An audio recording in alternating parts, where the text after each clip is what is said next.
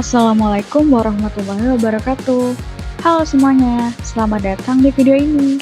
Kali ini kita akan membahas tentang kebijakan baru terkait pemberhentian aparatur sipil negara atau ASN berdasarkan Undang-Undang Nomor 20 Tahun 2023. Sebelumnya mohon izin memperkenalkan diri. Nama saya Indah Arisdiagarini dari kelas Instrumentasi 7B NPT 41210037. Langsung saja kita masuk ke pembahasan yang utama. Jadi, terdapat dua cara pemberhentian ASN menurut Undang-Undang Nomor 20 Tahun 2023.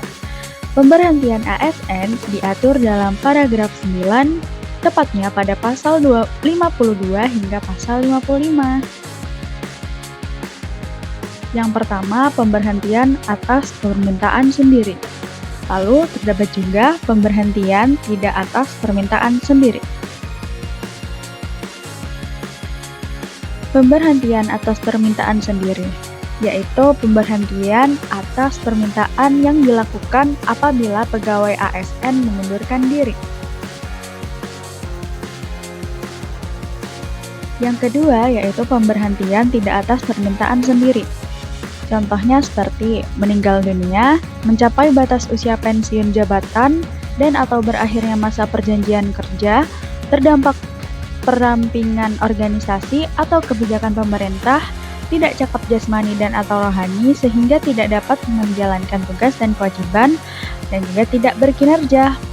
Lalu ada lagi loh, apa itu? Yang pertama, melakukan penyelewengan terhadap Pancasila dan Undang-Undang Dasar Negara Republik Indonesia tahun 1945, melakukan pelanggaran disiplin tingkat berat, dipidana dengan pidana penjara berdasarkan putusan pengadilan yang telah memiliki kekuatan hukum tetap karena melakukan tindak pidana dengan pidana di penjara paling singkat 2 tahun, dipidana dengan pidana penjara kurungan berdasarkan putusan pengadilan yang telah dimiliki kekuatan hukum tetap karena melakukan tindak pidana kejahatan jabatan atau tindak pidana kejahatan yang ada hubungannya dengan jabatan, lalu menjadi anggota atau pengurus partai politik.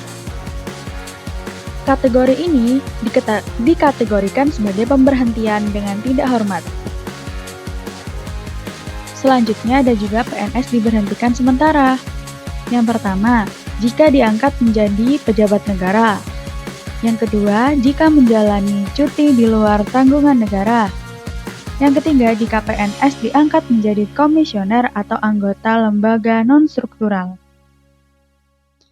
Nah, ketika PNS diberhentikan sementara, pegawai ASN yang ditahan karena tersangka atau terdakwa dilakukan pemberhentian sementara untuk mendukung proses hukum. Lalu, mengenai pengaktifan kembali PNS yang diberhentikan dilakukan oleh PPK atau Pejabat Pembina Kepegawaian. Selanjutnya, ketentuan lebih lanjut mengenai tata cara pemberhentian dan pemberhentian sementara dan pengaktifan kembali pegawai ASN diatur dalam peraturan pemerintah. Lalu, berapa sih batas usia pensiun jabatan pegawai ASN? Terdapat dua. Yang pertama, jabatan manajerial. Ada 60 tahun bagi pejabat pimpinan tinggi utama, pejabat pimpinan tinggi madya, dan pejabat pimpinan tinggi pratama. Lalu 58 tahun bagi pejabat administrator dan pejabat pengawas. Untuk jabatan non-manajerial sesuai dengan ketentuan peraturan perundang-undangan bagi pejabat fungsional. Dan 58 tahun bagi pejabat pelaksana. Selanjutnya, sebelum kita tutup, izinkan saya berpantun. Pergi ke pasar membeli ikan pari. Pulangnya jangan lupa membeli bak.